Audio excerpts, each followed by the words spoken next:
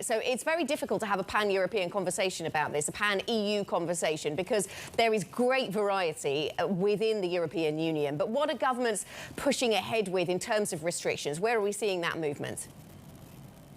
Yes, and we're seeing huge divergence between Central and Eastern Europe, and then, of course, Southern European countries, which have a much higher vaccination rate. But we did see pictures of protests pretty much across some of the German-speaking countries, but also in Belgium and the Netherlands in protest to some of the restrictions that are kicking in. But nonetheless, governments are pushing ahead with restrictions. Today, we have Austria, which is a focus point and has been for a few days now, going into a national lockdown. We have more information now in terms of the way that this is going to work. We know that this is a lockdown potentially for about 20 days. Once it's completed, restrictions for the unvaccinated will continue. And then, of course, there's a very controversial vaccine mandate in which everyone will have to get the vaccine. What is interesting to me about this case, of course, is that the Austrian government was faced potentially with a political crisis, the economic ramifications that come with shutting down a country. And we know there's many and they're in multiple fronts, but nonetheless has decided to tackle the health crisis